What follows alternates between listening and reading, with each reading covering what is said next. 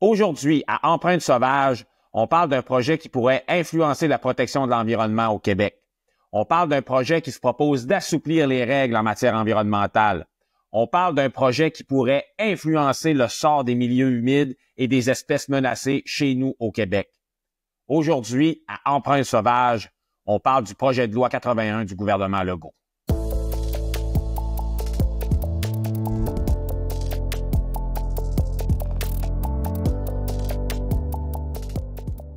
Bon, eh bien, salut à tous et à toutes. Je vous souhaite la bienvenue au balado Empreinte sauvage. Mon nom est Patrick Bourgeois. C'est moi qui produis et qui anime ce balado-là.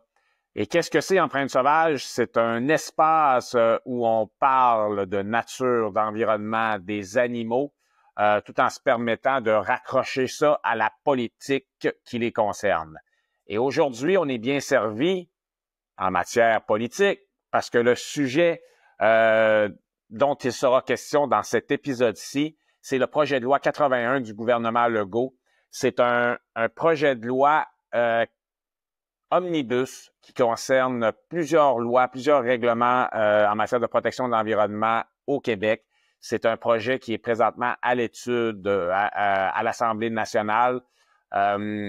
C'est un projet qui inquiète fortement les organisations environnementales. Pourquoi? Parce que le ministre de l'Environnement, Benoît Charette, se propose avec ce projet-là d'assouplir plusieurs règles en environnement, se propose de trouver des moyens d'accélérer les processus devant mener à la concrétisation de projets économiques qui sont destinés à s'imposer sur des milieux naturels sensibles.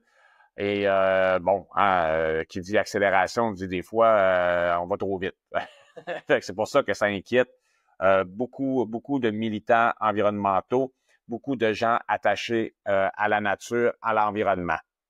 Et pour faire la lumière sur ce dossier-là, qui est complexe, hein, quand on parle de projet de loi, puis en plus un projet de loi omnibus, ça concerne vraiment beaucoup de choses. Je reçoa Geneviève Paul, qui est la directrice du Centre québécois du droit de l'environnement. C'est une experte. Elle va nous permettre de comprendre ce dossier-là. Si vous voulez aller voir, elle a publié dernièrement un texte dans Le Devoir avec plusieurs signataires pour souligner les inquiétudes qu'elle entretient à l'égard de ce projet-là. Et elle a accepté, à ma grande joie, mon invitation pour venir nous en parler dans le cadre du balado. Pour la présenter un peu plus précisément, je tiens à souligner que cette jeune femme est impliquée en matière de défense des droits humains et de protection de l'environnement depuis de nombreuses années maintenant. Et je vous donne quelques fonctions qu'elle a occupées et je vais les lire parce que je suis pas assez intelligent pour me rappeler de tout ça. Alors, elle a été directrice générale par intérim d'Amnesty International Canada francophone. Elle a été directrice du Bureau mondialisation de la Fédération internationale des ligues des droits de l'homme et elle a siégé au comité de pilotage de la Coalition européenne pour la responsabilité sociale et environnementale des entreprises. C'est vraiment une experte et je suis très heureux dès maintenant de l'inviter dans le studio pour nous parler du projet de loi 81 du gouvernement Legault. Bonjour, Madame Paul, ça va bien? Ça va bien, merci, vous. On va se tutoyer. Oui, on va se tutoyer, toi. Ouais, c'est parce que j'ai dit Madame Paul, mais tu sais, c'est comme une entrée en matière. Oui, ça va très bien. Je tiens tout d'abord à te remercier, hein, vraiment chaleureusement, de prendre le temps de venir à mon balado pour nous expliquer un dossier qui est, tiens, quand on parle de loi puis tout ça, là, ça peut paraître aride, mais c'est très important ce qui se passe avec le projet de loi 81. Ça va avoir beaucoup d'impact. Alors, je suis vraiment ultra content que, avec tes compétences, tu viennes nous aider, nous, les citoyens, les gens qui regardent, qui sont pas nécessairement des experts en droit, que tu viennes nous aider à comprendre tout ça. Puis pour commencer, moi, je vais te dire que j'ai été quand même assez surpris. Je pèse mes mots. J'ai été assez surpris de voir que le gouvernement du Québec s'en allait dans cette direction-là, Parce que moi, là, de mon point de vue de photographe animalier, de mon point de vue d'activiste, j'ai des fois l'impression, là, j'ai peut-être tort, j'exagère peut-être, mais j'ai souvent l'impression que c'est un peu le Far West au Québec. Tu sais, on dirait que le contexte est plutôt bien organisé pour que les compagnies mènent leurs projets, même si ça implique souvent la destruction de milieux humides, que ça implique la destruction d'habitats. Des fois, on a l'impression, nous, les gens de l'extérieur, que le ministère de l'Environnement, il est plutôt là pour aider les compagnies à se frayer à travers les lois pour finir par faire leur projet quand même. Puis je te dirais qu'autour de moi, là, il y a vraiment beaucoup de personnes qui se posent des questions sur le BAP, par exemple, le Bureau d'audience publique en environnement. Je vais te donner un exemple. Je sors du dossier Norvolt. On connaît bien. Le gouvernement Legault nous dit, on a une grosse usine de batteries vertes. Personne n'est contre la décarbonation de l'atmosphère. D'emblée, ça a l'air correct. Ils nous disent, on va mettre ça sur un terrain contaminé par-dessus des milieux humides à côté du Chevalier cuivré. Bon, les gens là-bas se sont dit, ça nous inquiète, on pourrait-tu avoir un BAP? Le gouvernement a dit non, pas de BAP, on n'a pas le temps. Fait que là, tu sais, moi, je suis là, pourquoi on n'a pas eu de BAP? Résultat, si on avait fait nos devoirs d'emblée, on aurait peut-être évité que Daniel Green vienne sur mon balado nous dire tous les contaminants qui coulaient dans la rivière Richelieu. Tourbière de Blainville, le BAP dit, faites pas ça. Il dit, on va exproprier la ville. Mais à quoi qu'il sert, le BAP? Puis je vais te donner un autre exemple vraiment qui me concerne plus personnellement parce que, tu sais, je suis quand même impliqué dans le dossier de la Rainette Faugrillon, principalement à Montérégie. Il y a quelques années, Tommy Monpetit, qui est mon ami, m'appelle un dimanche après-midi. Il me dit, il y a un promoteur qui est en train de scraper un site de reproduction de la Rainette Faugrillon où moi et Tommy, on allait pour faire de la photo, pour observer les rainettes. Pas de permis. Les amendes qui se sont ramassées au bout du compte, c'était d'un ridicule consommé. Ça a pris un décret d'urgence du fédéral pour arrêter tout ça. Ça, c'est ma mise en place pour te dire que ma confiance personnelle de citoyen envers, dont les règles en environnement est déjà ébranlée. Là, j'ai lu ce projet de loi-là. J'ai vu ça arriver. Puis là, ça nous dit que il peut y avoir des travaux préalables avant l'évaluation environnementale. Moi, ça va pas dans le sens d'améliorer ma confiance. J'ai-tu raison d'être inquiet, oui ou non? Oui. Ben, déjà, pour répondre à ta question, tu as raison d'être inquiet. Puis nous aussi, là, au CQDE, on est inquiet. De manière générale, tu sais, tu as nommé des exemples inquiétants aussi, puis qu'on partage au CQDE, là, parce que en fait, on a été impliqués dans ces dossiers-là, tu sais, que ce soit Nordvolt ou même la protection de la Rainette Faugrillon. Puis tu mets le doigt de manière plus générale sur quelque chose qui est vraiment problématique à notre avis, qui est que depuis plusieurs années, on met beaucoup l'accent puis l'emphase sur comment on peut simplifier les processus pour les promoteurs, comment on peut les accompagner. Puis tu sais, c'est une chose, là, puis on l'entend beaucoup des promoteurs que c'est compliqué. Puis ça, je le crois, là, qu'il y a bien des affaires à remplir, bien des choses. Peut-être que les allers-retours et tout ça avec le ministère, c'est compliqué. Bref, il y a eu une grosse réforme de la loi sur la qualité de l'environnement, qui est comme notre espèce de grosse loi importante là, pour regarder les projets qui se passent sur le territoire et leurs impacts. On l'a dépoussiéré en 2017.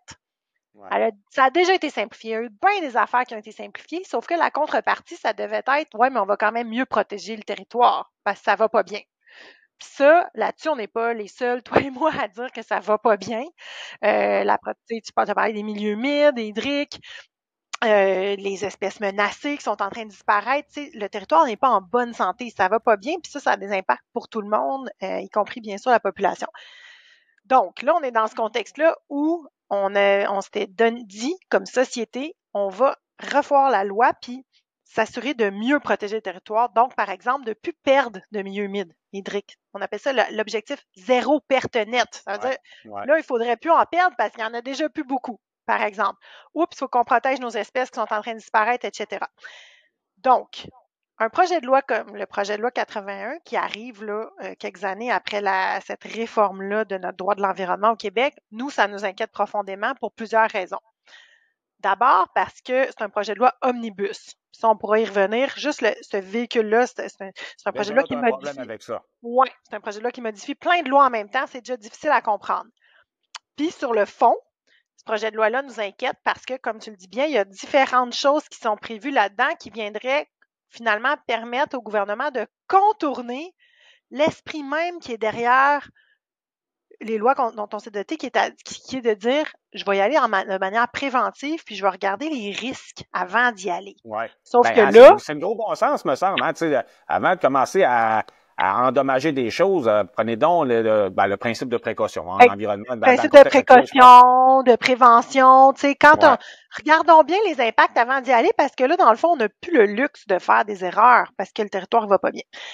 Sauf que là, c'est ça. Une des choses que ce projet de loi-là prévoit, c'est, comme tu l'as dit, la possibilité d'autoriser des travaux préalables avant de regarder l'ensemble des impacts d'un projet. L'exemple qui est beaucoup donné, c'est celui des 200 projets d'éoliennes qu'on veut construire. Ben là, il faut aller vite, il faut aller vite, il faut aller vite. Puis ça, je vous dirais que ça précède le dépôt du projet de loi 81. C'est quelque chose qu'on a dénoncé aussi, c'est-à-dire qu'on entendait beaucoup ça. Hey, c'est long passer devant le bureau des audiences publiques en environnement. Puis ça, c'est le gouvernement qui dit ça. Puis pour nous, ça, c'est très problématique parce que ça vient miner la crédibilité des processus dont on devrait être fier. Parce qu'ailleurs dans le Canada, il y a beaucoup de groupes qui regardent le bureau d'audience, par exemple le BAP, puis qui se dit « Hey, on est chanceux d'avoir ça au Québec. » Il faut préserver ces mécanismes-là qui permettent à la population de se renseigner, d'avoir leur mot à dire, mais qui permettent aussi à plein d'experts d'être entendus pour qu'on prenne finalement la meilleure décision. C'est ça l'objectif. Ben oui. Après ça, comme tu l'as bien dit, c'est une recommandation, fait que le gouvernement décide d'écouter ou pas, mais clairement, on s'en sort gagnant quand on prend le temps de regarder puis de faire ces processus-là. Là, le projet de loi vient prévoir, entre autres choses, cette possibilité-là que, avant même qu'on ait évalué le projet, donc on passe à travers, par exemple, un BAP, on pourrait autoriser des travaux préalables. Ça, pour nous, c'est préoccupant pour plusieurs raisons. Déjà... Peux-tu me donner un exemple de travaux préalables? On parle de quoi exactement, là? Bien, ça, c'est une des critiques qu'on fait au projet de loi, c'est que pour nous, c'est pas assez balisé, c'est pas assez précisé. Tu sais, travaux préalables, ça peut vouloir dire beaucoup de choses. L'exemple qui est donné, mais pas dans le projet de loi, dans les discussions, c'est celui des éoliennes, par exemple, de chemin de passage pour atteindre un territoire pour aller faire des éoliennes. Mais même un chemin, on le sait, un chemin forestier peut avoir des impacts, par exemple, sur des espèces menacées comme le caribou. Exactement comme en Gaspésie. Donc, c'est pas vrai que travaux préalables égale nécessairement très faible impact. Puis nous, c'est pour ça qu'on a demandé, déjà, de manière générale, on a dit que nous, cette disposition-là, on l'enlèverait carrément du projet de loi. Il n'y a aucune justification, à notre avis, pour autoriser des travaux préalables avant de regarder l'ensemble des impacts. En plus, le projet de loi vient déjà raccourcir la durée des processus. Fait que déjà, on va plus vite. Fait que là, face à ça, il n'y aurait pas de raison d'autoriser des travaux avant. Puis en plus, ben, qu'est-ce que ça envoie comme message à la population si tu autorises, comme ministère de l'Environnement, des travaux avant d'avoir évalué le projet? Après ça, c'est difficile pour la population d'avoir confiance que le processus est indépendant, qu'on va bien évaluer l'ensemble des impacts et que ça pourrait mener à un refus.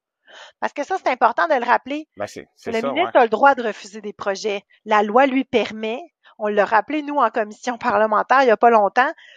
Malheureusement, on a tendance, on dirait, à oublier qu'on peut refuser des projets. C'est peut-être pas dans l'intérêt de la population d'accepter et d'essayer d'accommoder à chaque fois tous les projets. Je dis pas tous les projets, mais beaucoup de projets, des milliers de projets proposés à chaque année sur le territoire. Donc, c'est sûr que là, on trouve que ça envoie un message vraiment contradictoire. D'un côté, tu autorises des travaux préalables, mais de l'autre, tu n'as pas encore évalué.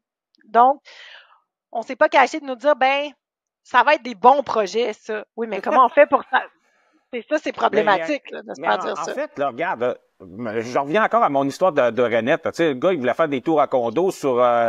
puis son pari, c'était, moi, j'ai pas de permis, il m'a scrappé le milieu humide, il y aura plus de Renette, et après ça, je vais pouvoir faire mon projet, même si j'étais dans l'habitat essentiel de la Renette-Faugrillon.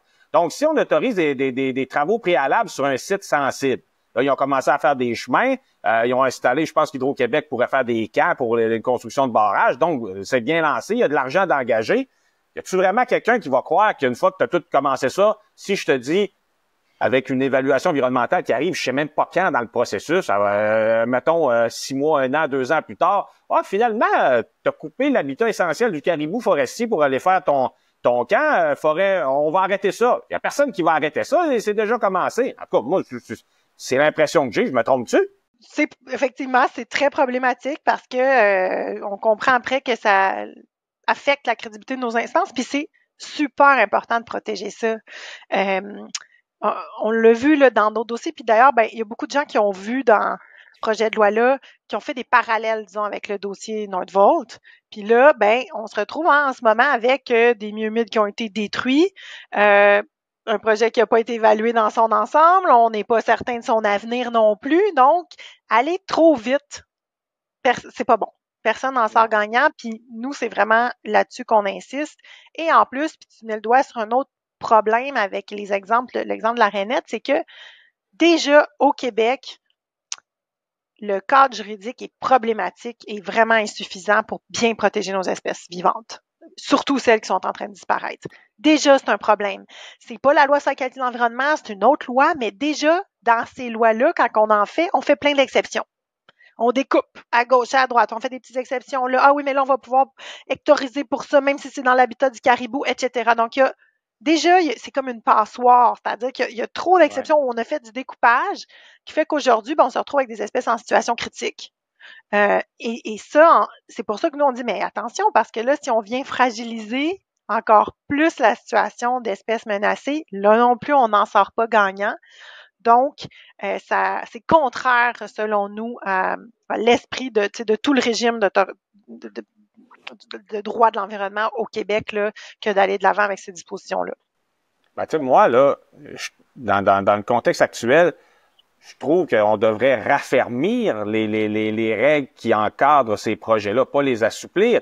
Parce que, tu sais, souvent, on a l'impression, tu sais, moi, ce que je dis souvent, tu sais, on dirait que on avance toujours dans la même direction en se disant, on va en scraper un petit bout, mais on va protéger, tu sais, comme, mettons, Norvolt, là. Ils ont quand même gardé une partie du terrain naturel, parce que c'est un terrain contaminé, mais ils ont dit ça, on y touche pas. Tu sais, moi, je trouve qu'on est rendu plutôt dans un contexte où on devrait élargir le petit peu qui reste, pas trouver des moyens de détruire le peu qui reste. Fait que c'est sûr que les processus d'évaluation, s'il y avait eu un BAP avec Nordvolt, peut-être qu'on aurait été capable de souligner tout ça, de dire que, bon, Chevalier Cuivré, Frayère, l'eau trop chaude qu'on garoche. Mais là, ils ont déjà tout commencé, puis là, c'est Jacinthe Villeneuve, puis c'est Daniel Green qui vient sur un balado, puis OK, t'as Alain Branchot là, qui dit OK, s'il respecte pas l'habitat essentiel du Chevalier Cuivré, il y a moyen de poursuivre le gouvernement. Mais bon, tu sais, il me semble que si on mettait pas la charrue en avant des bœufs, puis qu'on commençait par bien évaluer une situation avant de commencer à briser. Parce que, tu sais, même si tu décidais d'essayer de corriger les problèmes qu'on a soulevés à Nordvolt, il est trop tard, le terrain il est décapé, puis les contaminants vont s'écouler dans la rivière Richelieu. Sur un méchant temps, si on n'utilise pas des moyens très importants pour les récupérer, comme Daniel Green nous expliquait là, la pompage puis tout ça. Mais là, pour les travaux préalables, je reviens à ça, qu'on comprenne bien. C'est-tu n'importe qui pourrait avoir l'autorisation de mener des travaux préalables sur un site où il y a juste certaines compagnies? Parce que je pense qu'il nous parlait qu'il fallait que ces projets-là s'inscrivent dans une logique de transition énergétique. C'est tout ça? Oui, en fait, il y a quand même, tu sais, c'est pas tout le monde, puis il y a quand même déjà c'est limité là, pour l'instant à des projets qui seraient menés par le gouvernement ou Hydro-Québec. Fait que, tu sais, quand je parlais des éoliennes puis des 200 projets, là, il y a ça. Oui, il faut que ça s'inscrive dans la transition énergétique et ils disent il faut que ce soit dans l'intérêt public. Nous, ces mots-là, comme ça, on est inquiet de voir ça comme ça dans le projet de loi-là parce que selon nous, c'est pas assez balisé. En plus, on n'a pas nécessairement c'est pas défini non plus c'est quoi la transition énergétique selon le gouvernement actuel. La vision n'est pas nécessairement la même, en fait, n'est pas la même que celle du CQDE ou de groupes environnementaux, par exemple. Là, c'est sûr que c'est quand même limité à certains, c'est ça, projets gouvernementaux ou Hydro-Québec, mais ça n'empêche pas qu'il y a des impacts pour les travaux préalables, puis on n'est pas certain que ça ne serait pas des impacts, ça pourrait être des impacts irréversibles. Puis je pense que le gouvernement dit aussi qu'il pourrait étendre ça ultérieurement à plus que seulement Hydro-Québec puis des sociétés dites d'État. Hein? Mais il y a certaines dispositions, entre autres dans le projet de loi, qui portent à croire que ça pourrait éventuellement, comme de céder, par exemple, des autorisations en partie, peut-être être élargi. C'est pas assez clair et c'est problématique parce que ça renvoie trop à certaines affaires, on va le décider après dans un règlement. Mais ça, d'un point de vue démocratique, pour nous, c'est problématique aussi parce que là, ça laisse trop de marge ou de discrétion, de renvoi au règlement. Précisons qu'est-ce qu'on veut dire ici. Là. La loi est en train d'être discutée là par les députés en Assemblée nationale. Précisons les choses maintenant. C'est sûr qu'il est écrit que les travaux préalables doivent pas affecter ou compromettre la protection de l'environnement, la santé, le confort, je pense le bien-être, le confort de l'être humain. Mais pour nous, ça, c'est clairement pas suffisant pour nous rassurer dans la manière dont c'est formulé. Parce que, tu sais, avec la loi sur la protection des espèces, admettons, là, tu sais, si t'arrives à un projet comme ça, tu sais, Hydro-Québec décidait de passer à travers un territoire. Là, je reprends encore cet exemple-là parce que c'est assez évident, là, passer à travers le territoire du caribou forestier. Est-ce que là, on pourrait faire intervenir la loi sur la protection des espèces menacées ou c'est cette affaire-là qui aurait préséance? Hein? Là, ça serait, faudrait regarder au cas par cas, là, c'est compliqué, mais nous, une des choses qu'on donne, c'est vraiment compliqué. Ce que je disais, c'est que le cadre est tellement compliqué au Québec. Déjà, c'est un problème en soi parce que ça fait ça donne aussi, ça explique en partie pourquoi le caribou se retrouve dans une posture aussi dramatique en ce moment.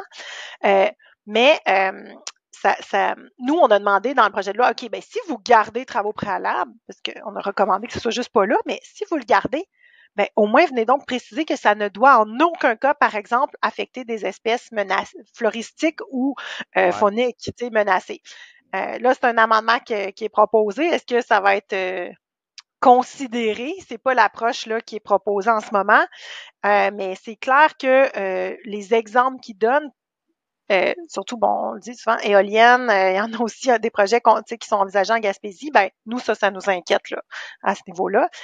Normalement, c'est des travaux qui seraient pas à risque élevé, mais quand même modérés. Mais si on considère qu'un chemin, c'est ça, c'est de voir aussi, on le sait que les chemins forestiers peuvent affecter l'habitat. Donc, comment est-ce que là, ça serait l'autre loi, là, la loi sur la conservation et la mise en valeur de la faune serait appliquée, ça dépend parce qu'il y a il y a un règlement avec ça, il y a des exceptions, etc. Donc, comme on dit, c'est déjà pas suffisant la protection. Fait que n'en rajoutons pas sur le dos du caribou, ça va déjà pas bien. Pleine. La cour est pleine, vraiment. Mais vraiment, tu sais, c'est pas pour rien que le fédéral envisageait d'intervenir, là.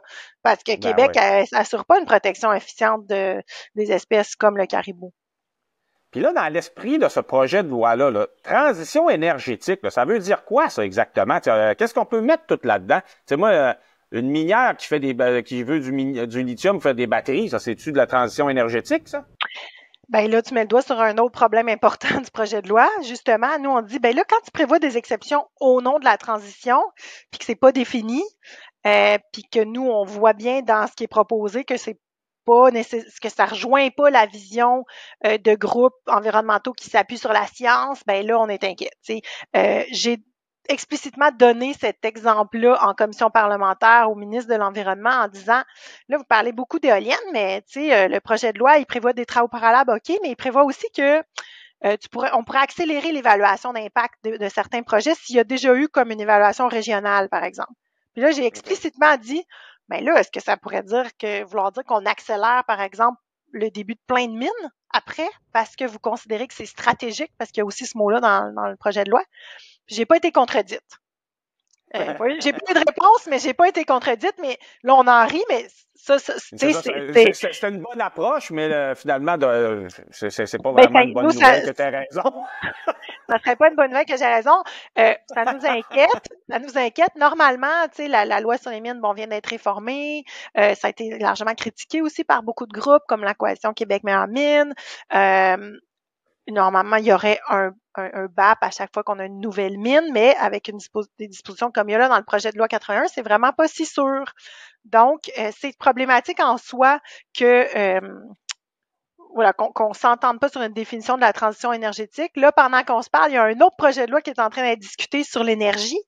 Puis, ça a pris vraiment beaucoup de mobilisation pour arracher là, au gouvernement le fait qu'on inscrive dans ce projet de loi-là le mot sobriété énergétique, c'est-à-dire qu'il va falloir Ouais. quand même regarder à réduire aussi ce qu'on consomme parce que c'est pas juste toujours plus, toujours plus. On le sait que ça va nous coûter très cher puis que c'est pas possible. Fait que ça montre bien à quel point on n'a pas la même vision de la transition énergétique.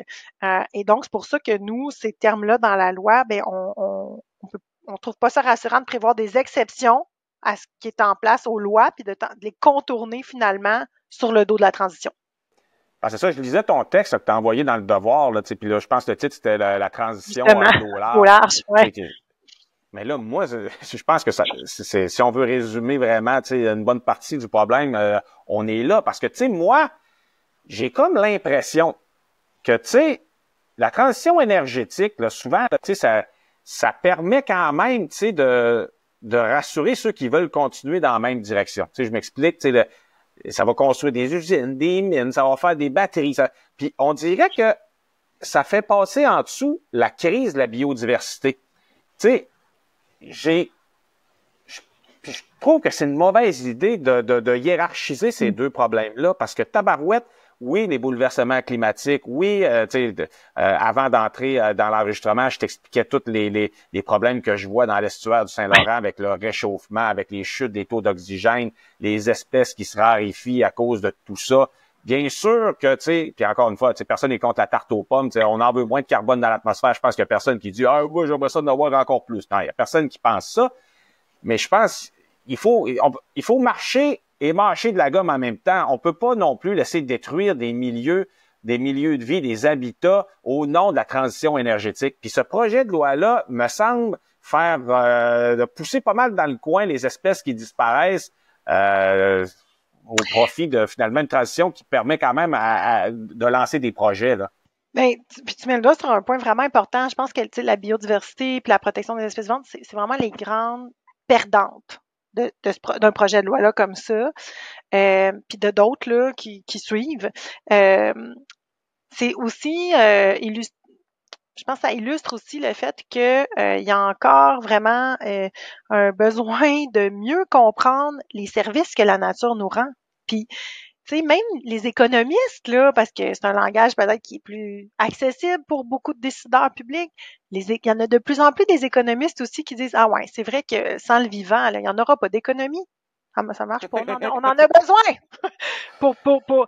Donc, d'opposer un peu climat et biodiversité, ça rend service à personne, de laisser de côté la biodiversité, alors même que on a quand même été les co-hôtes d'une grande conférence internationale sur la biodiversité à Montréal il n'y a pas longtemps en redisant que c'est important, puis il y a d'autres, oui, efforts qu'on fait en parallèle, OK, mais ça prend de la cohérence, ça prend de la cohérence. Puis c'est ce qu'on dénonçait aussi dans Nordvolt, c'est-à-dire que on peut pas, c'est ça, continuer à affecter la biodiversité, à détruire des milieux humides comme si ça n'avait pas d'impact.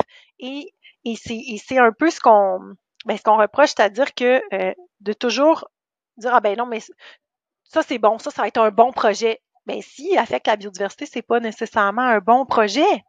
Fait que cette cohérence-là, elle est vraiment nécessaire. On n'a plus le choix là de pas regarder ça. Puis en plus, les scientifiques font une super belle job, ils font un beau travail pour nous aider à comprendre à quel point ça va pas bien, puis à quel point la nature est quand même assez extraordinaire. Fait que si on lui donne une petite chance, elle va nous le rendre bien vite. Mais il faut lui donner une chance. Puis là, avec des projets comme ça, ben on va pas dans la bonne direction. Puis on n'est pas les seuls à le dire. Tu sais, à chaque année, il y a souvent des rapports. Puis dans notre par rapport au projet de loi 81, on l'a redit aussi, la commissaire au développement durable, dans un rapport du vérificateur général en 2023, elle redisait on est en 2023, les milieux humides, ça va pas mieux, on compte les lacunes, on continue. Puis tu l'as bien dit, on s'est donné des nouvelles lois, on n'est plus censé en perdre des milieux humides. Ben non, on continue à les détruire. Puis elle dit la logique, elle dit c'est dans la majorité des cas, puis c'est 70% des autorisations là, que le ministère donne, là, elle disait dans 70% des cas, c'est on justifie plus pourquoi il faut faire ce projet-là là plutôt que pourquoi je pouvais pas le faire ailleurs. Ouais, c'est ça qu'il faut changer. Faut être obligé à te démontrer ah ouais, c'est absolument impossible de le faire ailleurs. Exactement. Ouais, tu sais, moi, je trouvais intéressant dans la conversation que j'ai eue dans un autre épisode avec Jacinthe Villeneuve du Comité d'action citoyenne Ouais. à Norvolt, pour le projet Norvolt. Elle disait, tu sais, oui, des batteries vertes, la décarbonation, mais là, on détruit d'immenses milieux humides dans le contexte de ce projet-là. Les milieux humides qui sont des capteurs de carbone. Tu sais, puis là, quand tu dis, ouais, mais là, des fois, là, on dirait que on force pour les faire à cet endroit-là. Puis, tu sais, moi, je demandais à Jacinthe, puis je demandais aux autres de Norvolt, je disais, pourquoi ils ont décidé de faire ça à cet endroit-là où il y avait plein d'espèces menacées, il y avait un milieu humide. Puis, tu sais, on dirait que des fois, on a des œillères, puis on fonce droit dans le mur. Puis, ça m'amène à parler, parce que, tu sais, avec ce milieu humide-là détruit par Norvolt, il y a eu une compensation. Puis là, je disais Fondation Rivière qui critiquait ce projet de loi-là 81, puis qui parlait justement des compensations accordées par les compagnies qui détruisent les milieux naturels, qui détruisent les milieux humides. Les milieux humides qui, dans la région de Montréal, là, on doit être rendu à 90% de destruction. Là, il en reste à peu près plus. Fait que là, ils se disent, OK, on va te permettre de le détruire, mais il va falloir t'en construire un autre ailleurs. Moi, déjà, j'ai un problème avec ce concept-là. J'aime beaucoup mieux ce que tu disais, tu sais, essayons de pas détruire puis de trouver d'autres places. Puis si tu n'as vraiment aucune autre option, OK, on peut peut-être arriver là, mais il reste que l'humain qui joue à l'artisan qui recrée des milieux naturels, ces milieux-là ne sont jamais aussi rentables rapidement que les milieux détruits. Alors, on a une perte d'une manière ou d'une autre à ce moment-là. Puis en plus, on se rend compte quand on regarde comment ça se passe au gouvernement, c'est que l'argent des compagnies souvent finit dans un fonds, puis c'est même pas réinvesti pour compenser finalement ce qui a été détruit. Avec 81, avec le projet de loi 81, qu'est-ce que tu peux me dire par rapport à la compensation? Est-ce qu'on s'améliore? Est-ce qu'on recule? La Fondation Rivière avait l'air de trouver, là, en tout cas, ils étaient inquiets, eux autres. Là. Ouais. Mais je peux dire deux choses par rapport à la compensation puis toute la discussion sur le milieu humide hydrique dans ce projet de loi-là. Pour nous, puis c'est quelque chose qu'on critique puis qu'on déplore, c'est qu'on s'éloigne encore plus d'éviter, dans le fond, d'en détruire. Puis, tu sais, tu disais, hey, tu dis ça, là, qu'il faut éviter. Ben oui, je le dis, mais tu sais, je suis pas la seule à le dire dans le sens que c'est dans la loi. T'sais, dans la loi, il y a une séquence. Puis c'est vraiment une séquence. C'est pour ça que nous, on rappelle vraiment que la séquence doit se lire dans l'ordre. Puis le premier verbe, c'est éviter. Après ça, minimiser, puis après ça, compenser. Puis nous, ce qu'on a remarqué dans l'application de la loi, c'est qu'on s'est trop éloigné de l'évitement et ce projet de loi-là vient encore une fois avec certains mots que j'entrerai pas dans le détail, mais qui nous inquiètent, puis on se dit, un peu là. Là, on s'éloigne encore de le raisonnement scientifique, biologique derrière. Il faut éviter, puis un peu comme je te disais, et faire la démonstration que ça peut pas être fait ailleurs. Donc, éviter, c'est la première chose. Puis, c'est important parce que, tu l'as bien dit, non, c'est très complexe de recréer un milieu ailleurs. Puis ça aussi, c'est pas nous qui le disons, c'est la communauté internationale, même les scientifiques sont assez unanimes là-dessus. Ça devrait vraiment être un dernier recours, la compensation. C'est tellement complexe d'essayer de restaurer ou recréer un autre écosystème que ça peut pas être la voie privilégiée. La deuxième affaire, c'est que là, ce projet de loi-là vient donner plus de flexibilité pour la compensation, puis là, c'est assez complexe, la mécanique de calcul et tout. Il y a une chose qui est de tenter de pouvoir utiliser un peu plus d'argent dans certains fonds qui étaient comme bloqués par région pour, par exemple, on nous donne souvent l'exemple de Laval, pour en recréer à Laval, mettons, là où il n'y en a plus, parce que tu l'as bien dit, dans la communauté métropolitaine de Montréal, il n'y en a plus de milieux humides. En plus, avec notre vote, il y a un maire qui a passé, il avait pas l'air d'aimer ça bien, milieu humide. Laval et ailleurs, hein, bon, comme tu l'as bien dit avec Nordvolt. Fait que ça donne une certaine flexibilité. OK, ça, si c'est pour juste faciliter le transfert de certains fonds, OK, mais nous, nous, les Fondations Rivière et d'autres, ont insisté sur le fait que, attention, mettons des balises pour s'assurer qu'on n'est pas en train de se donner trop de flexibilité pour, par exemple, recréer des milieux au nord du Québec, tout en continuant d'appauvrir le sud du Québec où il n'y en a plus puis on en a besoin. Donc, nous, c'est pour ça que là-dessus, on a critiqué, disons, en partie cette flexibilité-là, mais surtout le fait qu'on s'éloigne de l'évitement, d'éviter de détruire des milieux. Parce que ça, dans ce projet-là, tel qu'il est conçu présentement, il n'y a rien qui empêcherait une compensation. On va aller faire la compensation dans une belle tourbière, à côté d'une tourbière sur la Côte-Nord où il n'y a pas de pression de toute façon, après qu'on ait détruit quelque chose en Montérégie où la pression est énorme. Donc, est-ce qu'il y a des chances de baliser ça ou... Tu sais, c'est pas clair comme ça. clair, exact. C'est pas si clair. C'est pour ça qu'on dit aussi, c'est compliqué. C'est pas normal non plus que ce soit si difficile d'évaluer les conséquences. Là. C'est le propre aussi d'un omnibus. Un projet de l'omnibus, on pourra revenir, mais il y aurait moyen clairement de le baliser pour qu'on priorise, par exemple, des milieux déjà fortement appauvris, comme au sud du Québec. Là. Fait que nous, on a fait plusieurs propositions dans ce sens-là, pour venir dire, ben OK, si c'est ça l'objectif, puis qu'on est encore dans un objectif de protéger le milieu naturel, ben voici certaines balises qui devraient être introduites dans le projet de loi. J'ai lu aussi à quelque part concernant, il y avait intégré l'aspect floral. Hein. Souvent, les plantes, c'est comme des éléments négligeables, alors que tabarouette, ça aussi, il y a plusieurs essences qui reculent et surtout dans le sud du Québec, là, qu'on parle, le ginseng, puis l'ail des bois, puis bon. Fait que là, on parle d'autoriser quand même des travaux sur des sites où on aurait des plantes sensibles, tant que ça menace pas la survie. Tu sais, on le sait, surtout toi, tu es une spécialiste du droit, puis tout ça, là, sur le détail, le diable se cache souvent dans les détails.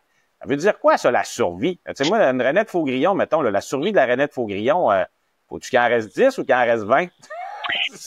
Comment qu'on fait de définir la survie? Ben, justement, tu mets encore une fois le doigt sur un point vraiment important de ce projet de loi-là, puis qu'on a aussi critiqué, c'est que, puis je le disais tantôt, hein, la biodiversité, c'est la perdante, là, encore, selon nous, de ce projet de loi-là. C'est vraiment important de rajouter survie et réhabilitation de l'espèce. Ah ouais, hein? Rajoutons ces deux mots-là dans le projet de loi, aidons-nous, montrons si le gouvernement a vraiment l'intention de les protéger, comme ils disent que c'est ça l'intention, parce qu'on vient, dans le fond, ce qu'ils viennent faire avec les espèces floristiques, c'est que ils viennent, par exemple, mettre plus noir sur blanc que c'était avant le fait qu'on peut pas transplanter des spécimens, puis là, bon, quand ils sont menacés, là, on peut pas les transplanter. Sauf que l'article d'après vient de se donner le droit de le faire, avec une exception. Ah ouais. Donc, un pouvoir discrétionnaire qu'on trouve justement qui n'est pas suffisamment balisé et aussi avec un langage, selon nous, qui vraiment doit être modifié pour qu'on se dise, OK, mais l'objet, il ne faut pas que ça menace à la survie et la réhabilitation de l'espèce. Un des avocats dans le réseau là, du CQDE, en échangeant sur ce projet de loi-là, disait, OK, donc c'est quoi, là, s'il en reste un à la biosphère pour qu'on aille le visiter, ça va être correct?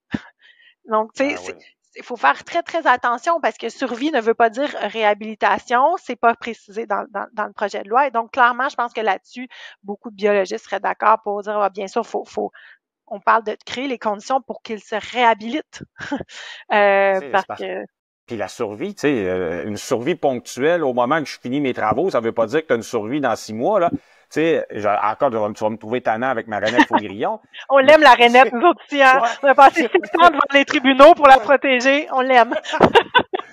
Quand j'ai commencé à m'intéresser à cette espèce-là, il y a 7-8 ans, tu sais, Tommy m'a initié, puis tout ça, il restait à peu près 10 populations viables en Montérégie. Là, il en reste 4.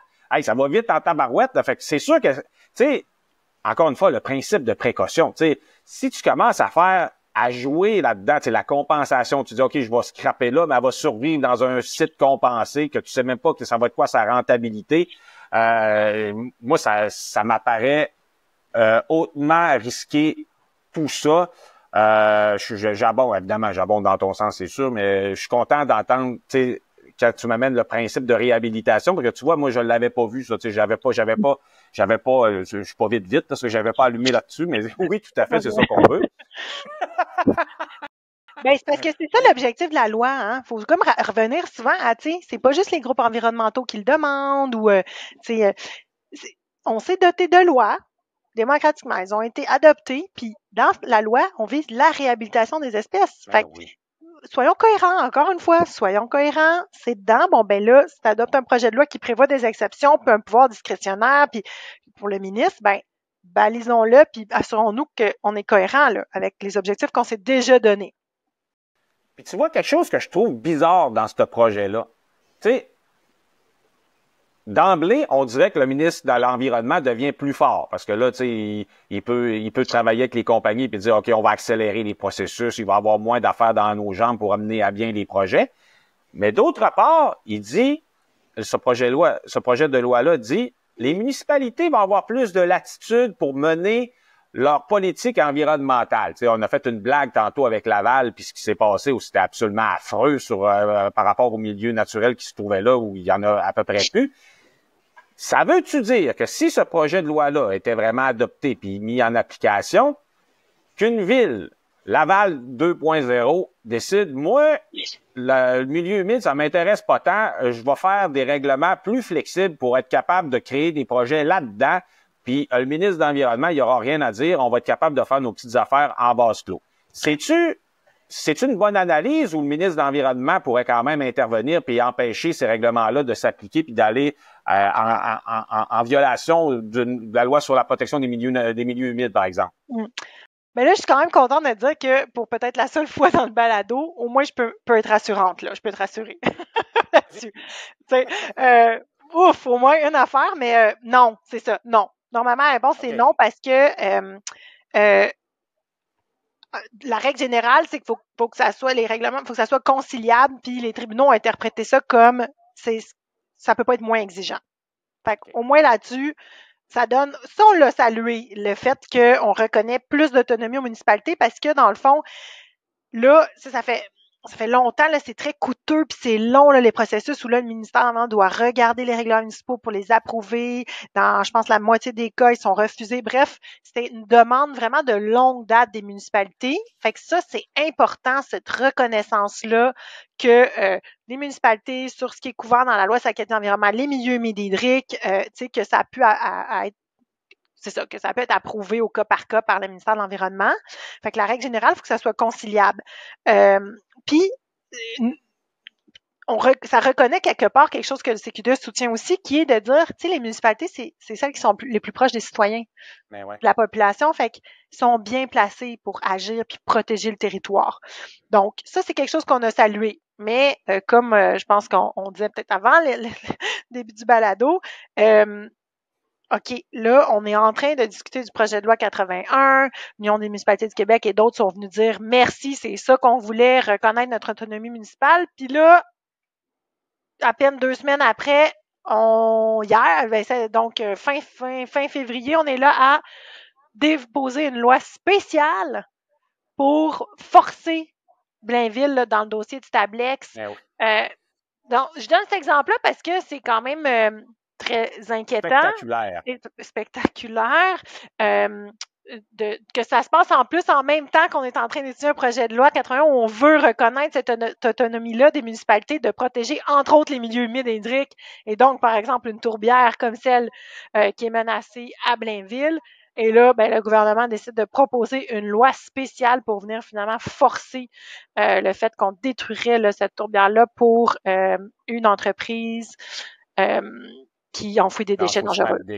Exact. Ouais. Quand j'avais regardé ce projet-là, tu sais, moi, il y avait quelque chose, tu sais, là, tu viens de me trouver du positif. Moi, ce que j'avais trouvé de positif, c'était sur le transport lourd, tu sais, l'électrification, tout ça. Moi, je trouvais que c'était une bonne chose parce que tu sais, moi, je suis comme écarté entre ma Côte-Nord natale l'été où je fais ma photo puis tout ça, puis l'hiver, je suis sur le plateau Mont-Royal. Fait que c'est sûr que pour le véhicule électrique, tu sais, nous, ici, c'est plus compliqué, les bornes puis tout ça. Fait que, tu sais, je trouvais que y aller avec, tu sais, le transport lourd puis, tu sais, de donner un grand coup dans ce secteur-là, je trouvais que logistiquement, c'était intéressant. Mais là, j'ai entendu le ministre de l'Environnement ces jours-ci qui dit que, avec tout ce qui se passe au sud, on sait, il y a un autre personnage intéressant qui vient d'arriver de ce bord-là. Il dit là, ça sera plus possible, la pression va être trop forte. Bref, on s'en va où exactement avec le transport, l'électrification du transport lourd avec ce projet-là au moment de se parler? Ben, en fait, on s'en va où? Ça va être dur, c'est dur à dire, là, avec justement les déclarations récentes, mais tu fais bien de le mentionner ici, un autre point positif. C'est pas un point sur lequel le CQDE a de l'expertise puis qu'on s'est penché, c'est pas dans notre mémoire, nous, mais on le sait, là, par exemple, des groupes comme Équiterre, avec qui on collabore, ont accueilli très favorablement cette nouvelle norme-là pour les véhicules zéro émission pour qu'on s'attaque au transport lourd, puis c'est dans la bonne direction, clairement. Puis ils ont fait plein de recommandations pour qu'on s'assurer qu'on aille vite, qu'on se fie sur les meilleures pratiques en Californie, parce que le Québec, on aime ça se comparer à la Californie, puis tant mieux, sur certains enjeux, tu sais. Fait que on là, est même bon pour avoir des feux de forêt comme eux autres. Ouais, ça c'est moins... Moi, tu as un drôle de sens de l'humour. Mais oui, autre comparaison. Euh, donc oui, c'est ça. Donc ça, la nouvelle norme, c'est un pas, puis vraiment, c'est positif dans le projet de loi-là, puis il faut le saluer. Euh, puis là, malheureusement, justement, on entend déjà des déclarations pour reculer, puis pas reculer juste sur Ouais, les véhicules, tu sais, les véhicules zéro émission pour les véhicules, le transport lourd, mais reculer, on l'a entendu hein, assez rapidement dire ah, là, ben là, on va reculer, puis c'est quoi? C'est l'environnement qui va payer. Ça non plus, c'est pas gagnant pour personne parce que qui est l'actuel président des États-Unis ou pas, les crises, elles sont là, elles demeurent. exactement. À chaque fois qu'on a des sommets ou des nouvelles études sur combien ça va nous coûter nous adapter à ces crises-là, juste celle du climat, on a des chiffres dans les milliards pour la société québécoise. On parle même pas du reste du monde. Fait que c'est pas. On comprend la peur pour la population. Là, je veux dire, on comprend la peur des décisions. Moi, je viens du milieu des droits humains. J'ai peur pour beaucoup de monde avec Ben les ouais. décisions qui sont prises. Fait que ça peut générer une peur, certainement, mais on est nombreux à dire on a plein de force, puis utilisons cette crise-là pour devenir plus résilient. Puis c'est pas en levant les protections environnementales qu'on va devenir plus résilient. Tu as tellement raison, tu sais, quand tu dis ce que ça va nous coûter, puis tu sais, des fois, on dirait qu'on n'allume pas là-dessus, là, tu sais, puis encore ce projet de loi-là, tu sais, je trouve que ça a une façon, tu sais, d'arrimer l'économie, puis d'accélérer les choses, puis qu'on soit capable de mener nos projets quand même. Puis le prix qu'on va payer au bout du compte si on fait pas bien les choses. Tu as parlé quelques fois dans notre échange d'un parc éolien, puis je te donne un exemple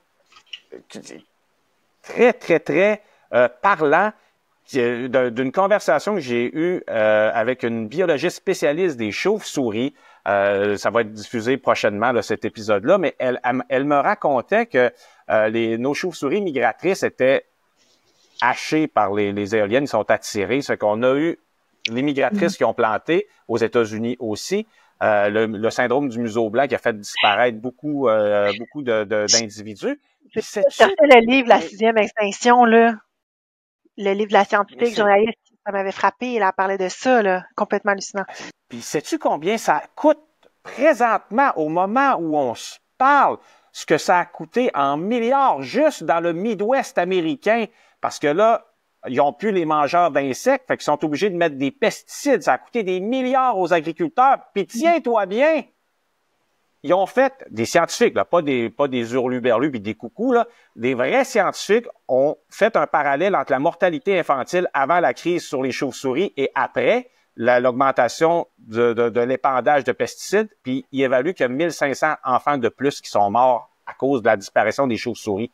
Alors, tu sais, des fois, on a l'air, tu sais, nous autres, les environnementalistes, d'être des maudits fatigants qui, je suis tellement plus capable de me faire dire, ouais, mais là, vous êtes jamais contents, comment on va travailler, nous autres? Oui, mais on n'est pas en train de vous dire, on n'est pas du monde là, qui vous dise des choses juste pour vous faire suer. C'est grave. Tu sais, c'est le Saint-Laurent, tu sais, je sors d'un épisode sur le golfe Saint-Laurent, zone morte, puis tout ça, tu sais. Imagines-tu si le golfe Saint-Laurent meurt, puis il y a des scientifiques qui disent, pas juste moi, là, il y a des scientifiques qui disent qu'avec la chute des taux d'oxygène, l'acidification des eaux, on pourrait perdre le golfe Saint-Laurent.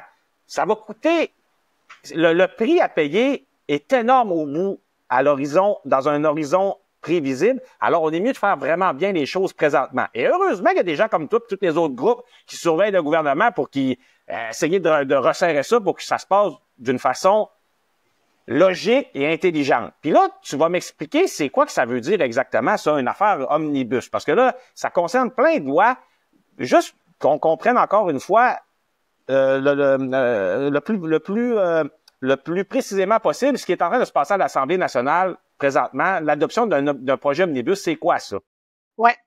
Ben, dans le fond, la définition d'un omnibus, c'est que ça veut dire qu'on vient changer plein de lois en même temps.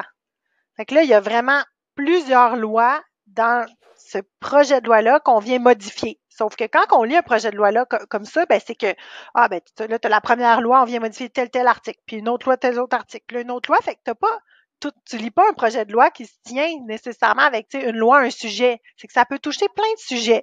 Puis, c'est souvent, c'est considéré par beaucoup comme un outil controversé parce que ça permet d'éviter certains débats publics OK. important sur des sujets de fond parce que tu modifies plein de sujets en même temps, à gauche, à droite.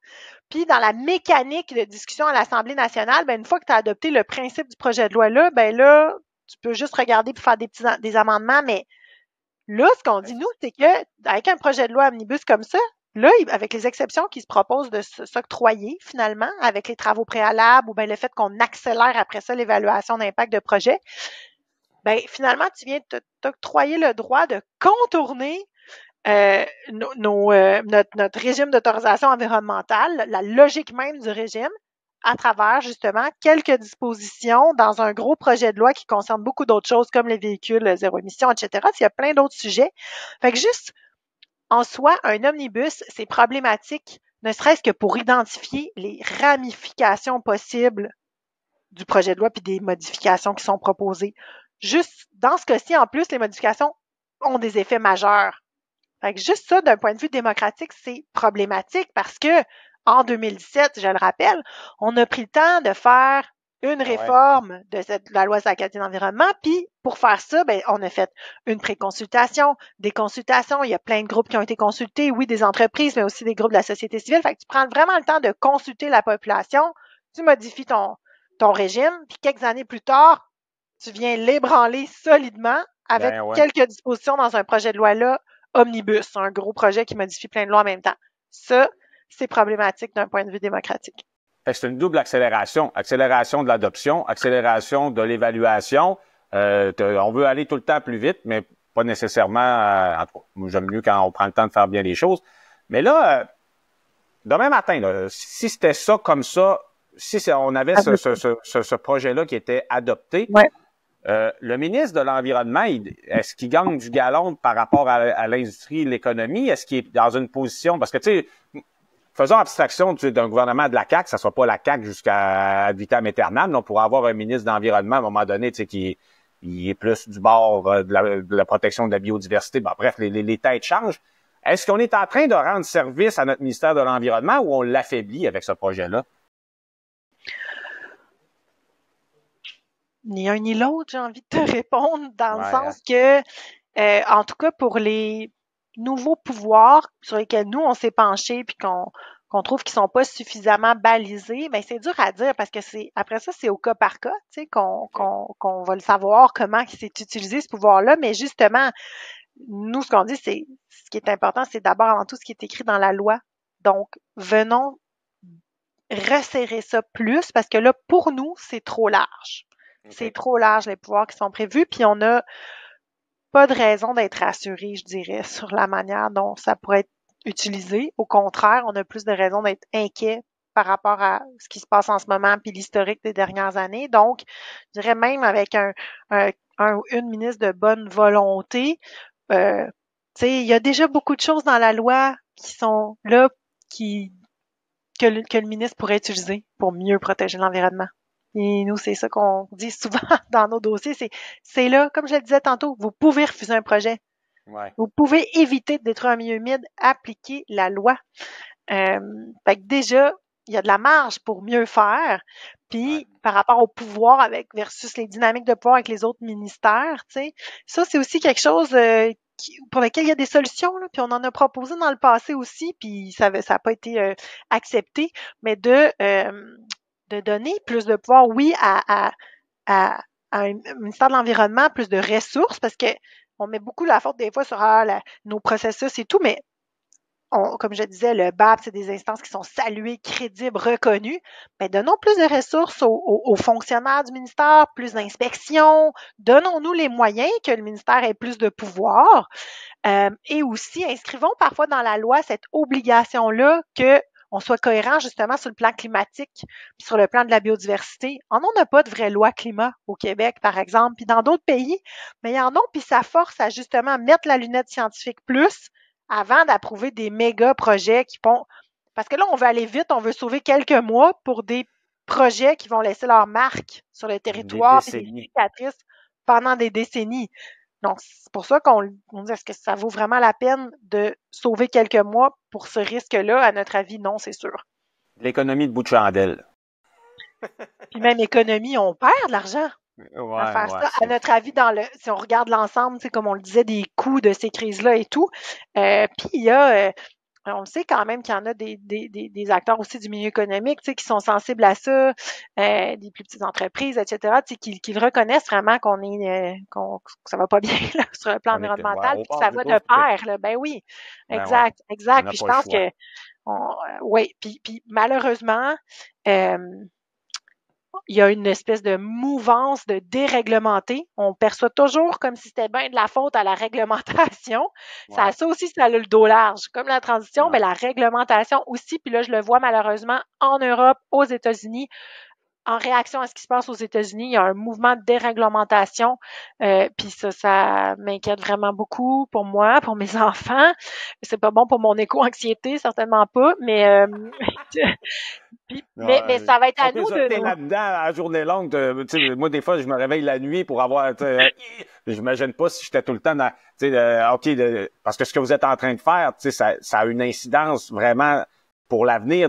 Si le projet il est comme ci ou s'il est comme ça, on va vivre avec pas juste 6 mois. Là, ça va avoir des impacts puis des conséquences longtemps. Ce qui Longtemps. m'amène à te demander. Quand je parle avec du monde autour, tu parles de la déréglementation, mais on pourrait parler aussi pas d'un désintérêt, mais d'un désengagement des gens, parce qu'ils se disent, ouais, mais si tu veux que je fasse, je peux rien faire, tu sais. Puis là, souvent, une fois, là, on se demande, OK, mais on va faire quoi, par rapport à ça? Les gens, là, ça se discute à l'Assemblée nationale. On peut-tu faire quelque chose? Vous autres, c'est quoi les prochaines étapes, là? On s'en va Ouais. vers où avec ça, là? Fait que deux éléments pour répondre à ta question. Fait que, oui, on peut faire quelque chose comme citoyenne préoccupé. Il y a même un nouveau formulaire sur le site de l'Assemblée nationale. Si vous avez envie de dire que vous êtes inquiet du projet de loi 81, je vous encourage vraiment à le faire. Ouais. Nous, du côté du CQD, on a même lancé une action citoyenne à notre niveau, parce qu'on est quand même une petite équipe, mais on a quand même un fort réseau. Puis en quelques jours, il y avait plus de, je pense, 900 personnes en 3-4 jours qui sont allées écrire directement au ministère de l'Environnement, qui partageaient aussi nos préoccupations sur le projet de loi. Donc, n'hésitez pas même à le dire à vos députés aussi que ça vous inquiète, puis que vous le savez, c'est quoi là, un projet de loi omnibus, puis que Ouais. vous questionnez là-dessus. Plus on va être nombreux à le faire, plus les députés aussi de l'opposition vont pouvoir relayer le message. Puis ça, c'est vraiment important.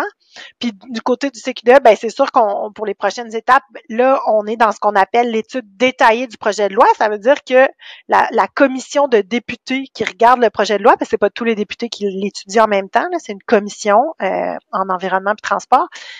Là, ils sont en train de regarder article par article. Fait qu'ils discutent OK. article par article pour voir si c'est quoi les amendements qui sont proposés. Puis on espère qu'il va y avoir des amendements acceptés et pas rejetés là en bloc.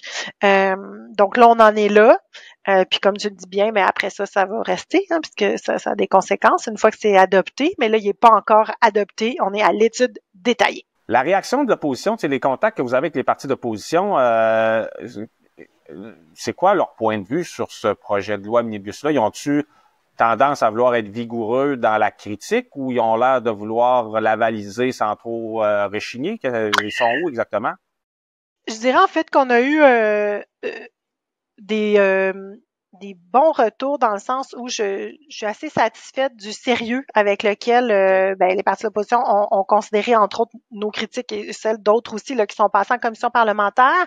Et non, je dirais pas du tout que c'est une acceptation là, comme en bloc. Là. Au contraire, il y a beaucoup de questions qui sont posées, entre autres sur cette question-là de travaux préalables et aussi sur la protection des milieux humides et hydriques, sur la protection des espèces menacées. Donc, les points là qu'on a soulevés, les évaluations d'impact, etc., ce sont des points qui ont eu l'air aussi de soulever des inquiétudes. Bon, c'est au moins une bonne nouvelle. C'est une bonne nouvelle. Il y a quelque chose à faire pour les citoyens. L'opposition, Ouais. les institutions, ça passera pas comme une lettre à la poste, tout ça. Ça fait qu'on peut quand même garder espoir pour la suite des choses. Exact. J'arrête ici, ma chère Geneviève. Je te libère. Je te dis un énorme merci d'avoir accepté mon invitation pour nous aider à mieux comprendre cette histoire-là. Maintenant, en te libérant, je te laisse aller continuer la lutte. Parce que t'as des gros dossiers, mettons. on chôme pas, ça c'est clair. On voit jamais les journées passer. Mais on est chanceux. On a vraiment beaucoup de gens super engagés puis ils comptent pas leurs heures. Merci vraiment à toi pour ton invitation. Vraiment, sincèrement. On va aller voir tes formulaires, puis on va t'écouter, on va faire ce que tu as dit. Fait que Yes. sur ça, je te dis un merci, puis je vous suis toujours, là, le CQDA. Moi, j'aime beaucoup ce que vous faites parce que je trouve que tu sais, dans le contexte actuel, souvent, tu sais, quand je suis capable d'entendre Alain Branchot qui finit sa conversation sur le chevalier privé, puis qui me dit ben si ça fait pas, c'est pas grave, on va poursuivre le gouvernement. Puis la Renette Faugrillon, c'est la même chose. Au moins, on a ça, tu sais, pour à un moment donné avoir un rapport de force. Et le rapport de force, c'est quand même important. Alors, sur ce, Oui, puis j'y crois, ben, le droit, ça peut être puissant, là. On utilise ce qu'on peut. On n'a pas toujours les leviers qu'on veut, mais il faut quand même, c'est pas parfait, pas en tout le droit. Au contraire, on le voit, là, ça peut être bien imparfait, mais ça a quand même, ça aide à rééquilibrer, hein, des fois quand c'est la dernière affaire qui nous reste. Puis ça, je le dis tout le temps, c'est pas normal qu'on se retrouve devant les tribunaux pour essayer de protéger une non, espèce hein? en train de disparaître. Ça veut dire que quelque part, quelqu'un n'a pas bien fait son travail parce qu'on est censé les protéger. Et là, si on se retrouve à devoir faire, hey, la Renette, c'était 7 ans. 7 ans de bataille judiciaire devant les tribunaux jusqu'en Cour suprême. Au moins, ils ont refusé d'entendre l'appel du promoteur. Mais quand même, 7 ans de travail pour quelque chose qui devrait, tu sais, qu'on devrait pas faire devant les tribunaux, là. Ben Poursuivre non. pour obliger à. Pour défendre le gros bon sens. Exact. Fait que, ouais, c'est ça. Mais on lâchera pas. On lâchera pas. Ben merci, puis on se revoit dans le prochain. Je vais sûrement, Ben je vous oui. suis, puis je vais sûrement te réinviter. C'est super intéressant. Fait que je te remercie. Ah, Puis ben pour les good. Ben gens, ben, merci à toi. puis les gens, ben, je vous dis, on se revoit dans un prochain épisode. Il y a plein de choses qui s'en viennent. Alors restez pas loin. Merci. À la prochaine.